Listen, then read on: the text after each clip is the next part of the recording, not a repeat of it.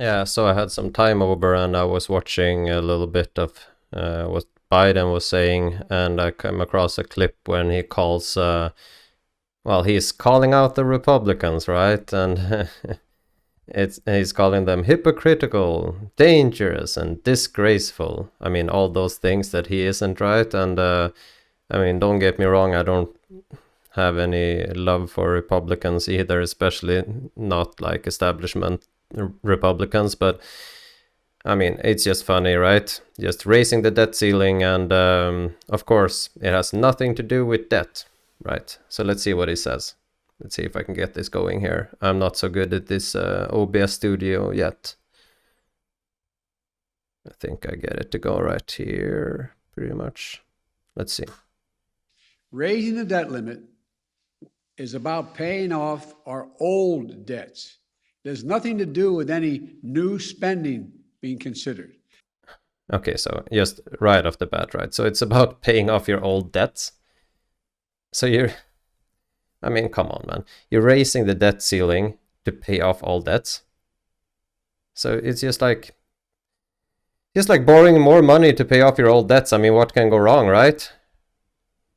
Nothing can go wrong by and especially like, I mean, I think he's gonna get to this, but it's like he's gonna, of course, complain about the previous administration and their spending and whatnot. I mean, as if the Democrats and Republicans aren't working together on increasing spending every time. You know, every time there's a government is working together, right? It's to increase spending, go to war, or any of these like bad things. I mean, yeah. Well, I'm not gonna get ahead of myself, so yeah, let's keep going and see what he says here. It's brilliant, I'm sure. It has nothing to do with my plan for infrastructure or building back better. Zero. Both of which I might add are paid for. Okay, so so yeah, it's nothing to do with that. It's just like a magical timing that it's being done at the same time. It's just pure coincidence. It's nothing to do with it, right? It's like, I mean, I can take a lot of examples, but it's basically like just, oh, I did this thing and I did this thing right away that has just absolutely nothing to do with it. Okay, and also he gets to this point a little bit. I've seen other interviews and articles where he's like, yeah, his infrastructure bill is just paid for. It's paid for. It's zero cost, you know? It's like a few $1 trillion, whatever, but it's paid for. I mean, how is it paid for, Joe? I saw in another article or interview, or I don't know exactly if it was from a speech of his or an interview or something, but it's paid for by taking more money from a segment of the population in taxes. It's just like, it's just funny how a president or really any government can word things to make it seem like if you don't think about it enough, if you don't dig into it at all, it's just, oh, it's great. I mean, if it's paid for, then it's perfect, you know? Well, no one can complain about something. I mean, a brilliant new plan that's already paid for, whatever, it's perfect. You don't have to worry, right? But I mean, it's paid for by some kind of money, and where's the money coming from? Obviously, in speeches, they wouldn't go through the details like, oh, it's paid for by, you know, I took some money of those guys and I paid for it, so it's no cost. It's ridiculous when you think about it. I guess people don't think about it, but I mean, it's still ridiculous, okay? Let's see what he says. And raising the debt limit is usually a bipartisan undertaking, and it should be. That's what is not happening today. Okay, so I was going to talk about this, but since he got into this, it should be a bipartisan undertaking, bipartisan effort, right? It's I mean, the worst things in what government does, it's bipartisan shit. You know, it's I've really come to realize this in the last few years. I mean, I should have known before, but here I am, you know. And yeah, it's just like when things are working not well, but like by government standards, if they're not fucking up shit so much, you know, it's when government is basically splintered or major parties are like at odds in some way, or it's like similar in Sweden, where there's a really weak government that's barely in power. You know, that any kind of mistake they would do would sway the balance of power, I suppose, to the other side. So they're kind of a lot more careful what they do and say. And that's, I mean, I wouldn't say that's a good state of things to be. I don't know, bad English, but whatever. But it's better than, you know, when government is in agreement and it's bipartisan and it's great, you know, because when you hear that from these, especially top level politicians, it's like, it's so bad because it plays on your emotions and your image that, you know, cooperation is good, it's good to work together, it's good to help each other, and those things are good, but not when it's in government, you know, because that's when just bad things happen. That's when huge spending bills are passed when it's bipartisan. By the way, what she's going to complain about, I mean, it wasn't like the Democrats were all crazy against Trump's spending bills. They were against other things, you know, but spending, increasing the size of government, the Democrats are for, the Republicans are for. It's not like they're at odds on that, you know. They're playing to the camera, but they're together on that. And other bipartisan efforts is like war. It's like the only good thing that Trump would ever praised by the media and the Democrats was when he, you know, he sent off some bombs and went to war. And, you know, if he would have gone to more war, I'm sure he could have been a more popular president, you know, and it's a bipartisan effort to go to war. Whatever, I'm going to rant forever on this, but let's keep going and see what he likes about, I mean, what he's going to blame it on and whatever. Let's see. The reason we have to raise the debt limit is in part because of the reckless tax and spending policies under the previous Trump administration. In 4 years, they incurred nearly $8 trillion. And how did that happen?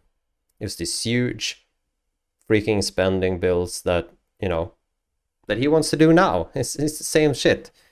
It's, I mean, it's the worst thing of both parties. It's just, I guess it's inherent in politics and inherent in government, but it can be to different extents. And these guys are just insane with their spending, right? It's just like, oh, what is another $4 trillion? And it's funny how he can use it to attack, you know? It's what you do for it. It's what you've been for like 50 years. You've been in some kind of office, some kind of political power. And now he's like, spending is so bad. By the way, when he's holding, you know, a speech about more spending, raising the debt ceiling more, and he's motivating it by railing on government spending. I mean, it's insane. How can you do this? I'm not. I have to think a little bit more to understand his, like, the craziness of this. In 4 years, $8 trillion in additional debt, in bills we have to now pay off. That's more than a quarter of the entire debt incurred now outstanding after more than 200 years. Are you against the debt now, or? Not only are Republicans refusing to do their job, they're threatening to use their power, to prevent us from doing our job, saving the economy from a catastrophic event. I think, quite frankly, it's hypocritical. By the way, I mean, you're not good for the economy, Joe. So these catastrophic events, I mean, we all know kind of where they're coming from. It's not like, oh, you're just saving from, you're not saving America here from natural disasters, you know. You're not saving it from the catastrophic economical situation it's in either, but I mean, it's supposedly he's telling you that he's doing that, right? But I mean, he's causing the issue, and then he's basically, I mean, it's the classic thing, right? No, well, it's not that analogy, but I mean, he's basically his administration, I mean, Trump's administration too, and the administrations before that, but he's going, what do you call it, exponentially more crazy, more the speed of spending is just increasing all the time. So that's why I'm saying, like, maybe I can rail on him a little bit more and Trump a little bit more than previous presidents in a way, because it's just speeding up the growth of government and the spending. So it's just funny that he's using these examples as like the problem that he's trying to save you from by doing more of the same that caused those problems. I mean, I just hope more people would see this and care, but you know, I guess this is kind of like boring talk for a lot of people, so let's see. Dangerous and disgraceful. We're not expecting Republicans to do their part. They made that clear from the beginning. We tried asking to no avail. Have your patience run out? Seems to have been doing that with a lot of other things. We're just asking them not to use procedural tricks to block us from doing the job that they won't do. Because you would never do that, right, Joe? Okay, let's see. To use procedural tricks to block us from doing the job that they won't do. Meteor is headed to crash into our economy. Democrats are willing to do all the work stopping it. Republicans just have to let us do our job. Just get out of the way. It's like he's throwing the meteor, and then he's saying, oh, the meteor's coming. We have to create another meteor to save us from the meteor. And by the way, it's all some other guy's fault. This is what's happening. If you don't want to help save the country, get out of the way so you don't destroy it. So get out of the way, because this meteor I created, or we created together, is coming to destroy us. So we have to create like a huge other meteor to, you know, blow up the other meteor. And that's not going to destroy everything. Totally not going to happen. So, right. So just get out of the way, right? While we destroy things. I mean, it's sad. But anyways, that was just a short opinion for today.